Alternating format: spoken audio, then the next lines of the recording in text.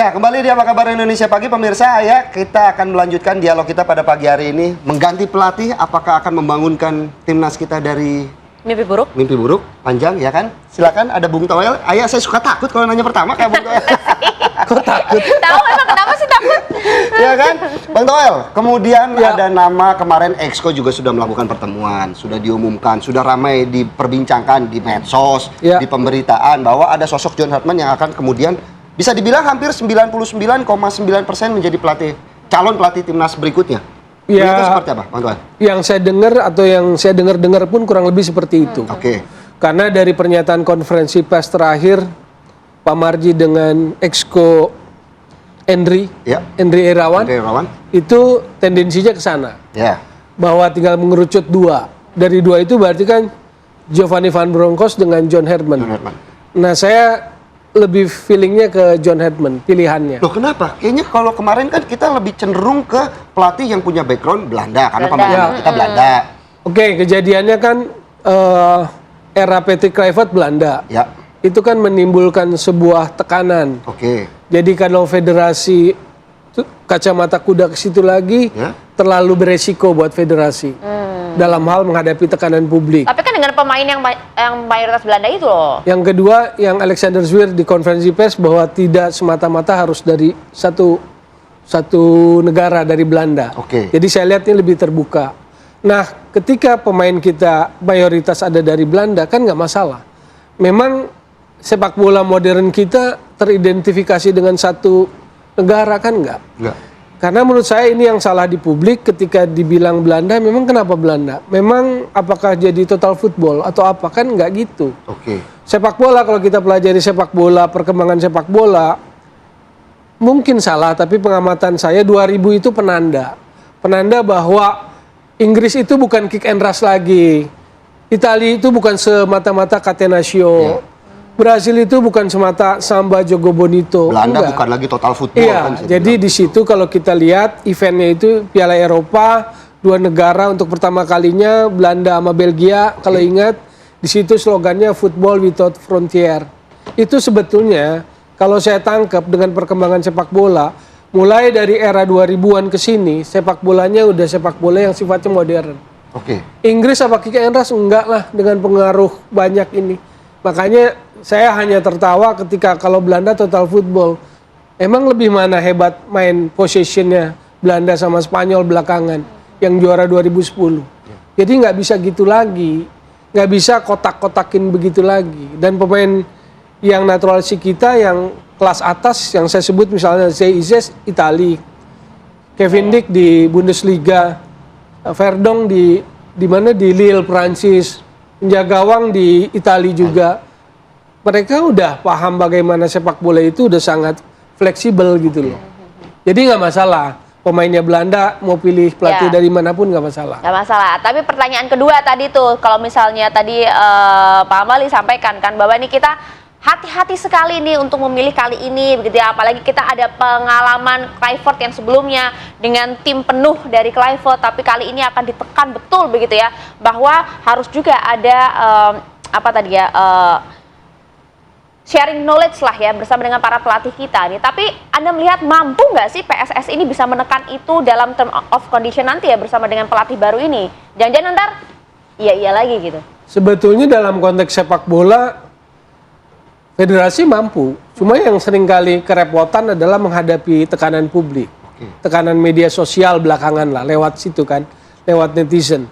Karena yang terjadi belakangan makanya kenapa menjadi sangat penting figur ini hati-hati, normal, wajar federasi milih pelatih hati-hati karena ada tekanan kan. Tekanan seperti apa Bang Tuan kalau melihat? Ya karena banyak ini sentimen masa lalu, objektivitasnya menjadi keruh dalam penilaian terhadap pelatih. Berarti ada pengkotak-kotakan begitu ya di kubu PSSI? Iya, karena bukan di kubu PSSI. Kalau di kubu PSSI lain lagi. Kita bicara politik organisasinya, faksi-faksinya.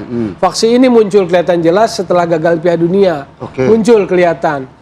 Tapi kalau dari sisi sepak bolanya, atmosfer sepak bola kita terpengaruh kemarin. Penilaian-penilaian yang menurut saya keluar dari objektivitas gitu loh. Kan kita sekarang seolah-olah terjebak pada figur pelatih sebagai satu-satunya faktor. Memang satu-satunya faktor. Itu mindset kemarin ya kayaknya ya? Iya, terjebak sama itu, sentimental itu, emosional itu. Padahal pelatih bukan satu-satunya faktor gitu loh. Apa kalau pertanyaannya lebih tajam lagi, apakah pelatih baru dengan track record pencapaian ya? Track record itu pencapaian, achievement dia di tim sebelumnya bagus, apakah jamin akan bagus? Belum tentu. Kan sebetulnya kalau mau dilurus-lurusin juga 2019 Ketua PSSI periode sebelumnya Iwan Bule wawancara di Malaysia November 2019 itu ada Iwan Bule didampingi Iwan Budianto, Cucu didampingi Sekjen Ratu Tisa waktu itu. Kan pilih Sinteyong karena janji juara AFF ketimbang Luis Mia. Karena Luis Mia tidak menjanjikan juara AFF. Itu ada jejak digitalnya.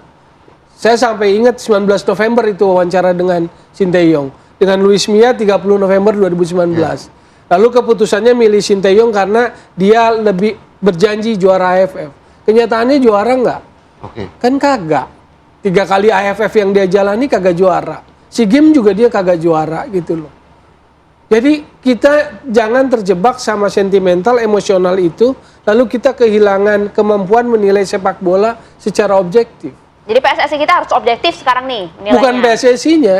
Saya pikir nggak gampang buat orang PSSI, apalagi sekarang ada Alexander Zwir, untuk mendudukan pemikirannya pada track sepak bola. Kata Anda ada banyak faksi di PSSI. Faksi itu di Exco. Usai kegagalan Piala Dunia muncul kelihatan. Buat yang paham. Saya paham karena buat saya gampang melihatnya. Fenomena-fenomena setelah kegagalan itu, pernyataan-pernyataan siapa, buat saya gampang. Nah, kalau John Herdman ini, kalau Bang Toel sendiri melihat, apakah juga Exco PSSI ini udah quorum semua nih, udah setuju? Kalau melihatnya, apakah masih ada kotak-kotakan? Jadi kan sebetulnya yang PIC yang terdepan untuk menyeleksi pelatih ini, saya lihat Alexander Zwir. Bahwa Exco mendampingi, wawancara. Waktu itu ada Pak Marji juga yang ikut mendampingi ya. Makanya saya lihat pemilihan John Herdman ini lebih banyak faktor pertimbangan-pertimbangan sepak bola yang didorong oleh Alexander Zwir. Jadi kriteria-kriteria sepak bola lah. Jadi bukan semata-mata soal Inggrisnya, kita banyak Belandanya, bukan semata-mata soal itu. Nah, menurut saya ini tinggal didorong, kan kalau udah bulat tinggal ketok palu aja.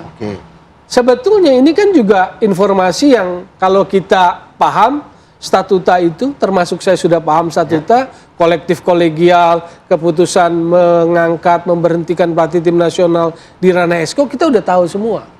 Yang jadi apa? Yang jadi surprise itu adalah misalnya seperti tadi, Waketum Zainuddin Amali baru ngomong sekarang setelah 3 tahun. Pertanyaan saya 3 tahun kemarin kok nggak ngomong soal ini, kemana gitu loh. Nggak bicara tentang mekanisme rapat Exco, tentang kolektif kolegial. Pertanyaan saya herannya di situ aja. Kalau keheranan itu seperti apa Bung Toel melihatnya? Kenapa baru aktif sekarang begitu kalau melihat? Apakah memang diperlukan harus tampil? Apakah ada urgensinya di situ? Enggak, makanya gampang lihatnya setelah kegagalan Piala Dunia baru muncul itu kan. Makanya saya bilang ada faksi kemarin itu. Waktu sejak Pak Marji ngomong sejak baru pulang dari kegagalan Piala Dunia, lalu kalau Anda bisa lihat gestur non-verbal waktu pertandingan lawan India di Madya ya, kan itu berdekatan pasca kegagalan Piala Dunia kemarin. Siapa yang ada di situ? Lalu pada ada demo di PSSI malamnya, Waketum bicara di sebuah televisi tetangga. Itu nggak ada yang kebetulan. Gitu. Dan apa isi pernyataannya juga bisa kita di publik ada kok itu. Iya, bisa kita amati gitu loh. Bicara STY selalu ditarik-tarik. Buat saya itu kan kayak mengambil hati publik. Ya, makanya saya pernah bilang di talk show Dua Sisi kan itu cuma bensin. Bahkan sejak hari ketika Patrick Kluivert dipecat, saya bilang STY itu cuma bensin untuk menaikkan eskalasi gitu. Dan semuanya kan benar sampai hari ini. Nggak ada yang bantah saya juga. Makanya senang saya kalau tadinya ada di sini ada partner, kan enak diskusinya gitu. Nah itu dia Bang, tapi kan lagi-lagi kita kan fokusnya nih ya prestasi timnas. Tentu publik juga maunya terjaga lah seperti judul kita, terjaga dari mimpi buruk panjang gitu. Tapi kalau kemudian di Exco-nya juga masih terkotak-kotak, ini kita bisa nggak sih sampai ke sana? Ya itu penting, Exco-nya jangan ke kotak-kotak, jangan ada faksi, jangan kejebak sama emosi-emosi sesaat kekuasaan gitu loh. Karena kalau Philip ikutin itu ada fenomena 3 tahunan lah. Jadi sejak pasca Nurdin Halid itu jarang ada satu kepengurusan PSSI yang bisa tuntas. Dan biasanya turbulensinya di tahun ketiga. Nah ini tahun ketiga. Hanya momentumnya kapan itu main. Nah saya baca kemarin momentum gagal itu coba diekskalasikan. Ada faksi-faksi. Mungkin banyak yang terganggu dengan pernyataan saya. Tapi kan paling tidak saya sudah memberikan alarm warning. Karena saya paham perilaku-perilaku itu. Perilaku-perilaku organisasi itu saya paham. Makanya buat orang seperti saya, mudah-mudah saja saya melihat fenomena atau pergerakan itu mudah aja. Arahnya akan kemana kira-kira kalau memang Bung Toel juga sudah sering mengalami begitu? Ya saya sih nggak pingin ngelihat sebuah organisasi PSSI yang kita anggap sebagai rumah sepak bola itu tahun ketiga gonjang-ganjing turbulensi. Jadi nggak akan pernah ada development. Kalau publik selalu bilang soal ranking FIFA, kenapa kita pernah drop? Karena banyak turbulensi. Kalau kita ikutin dari 2010, 2011 itu kan kongres yang sangat panjang. Lalu dualisme PSSI dan Liga waktu itu, ISL, IPL. Lahirnya BTN normalisasinya juga di situ, ya? 2013. Baru nomor 2013, 2015 pembekuan. Lalu sanksi FIFA. Baru diangkat 2016. Pengaruh ya ke Edi Ramayadi nggak tuntas, Iwan Bule nggak tuntas, dipicu kasus Kanjuruhan. Sekarang ada situasi.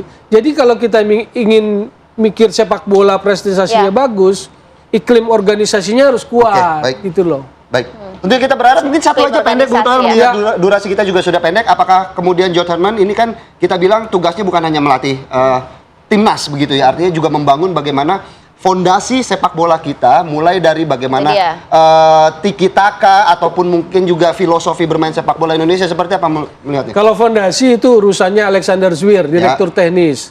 John Herdman kalau pelatih tim nasional senior dengan 2-3, maka urusannya prestasi. Betul. Cuman kalau lihat karakter John Herdman atau CV-nya, dia pernah direktur football development. Artinya dia orang yang punya karakter mendevelop. Jadi kalau saya belum tahu, tapi kalau dari CV-nya, dari posisi yang pernah dia bangun, ini butuh waktu, butuh kesabaran. Proses lagi ya? Iya, tapi kalau hiruk pikuk berisik kita di publik, di media sosial, terlalu berisik, dipengaruhi sentimen masa lalu, bisa ambiar juga. Kenapa? Karena itu tadi terlalu banyak perbandingan. Tapi karakter ini orang kalau pernah menangani football development, dia akan bangun proses sesuatu. ya? Iya. Tapi lagi-lagi kita akan tunggu nanti bagaimana hasilnya, apakah kemudian akan menjadi kado Natal bagi para pecinta sepak bola. Desember nih ya, kita tunggu ya. Masih berapa terima hari kasih lagi ya? Bung Toel. Terima kasih Bung Toel untuk waktunya pada pagi hari ini. Ya.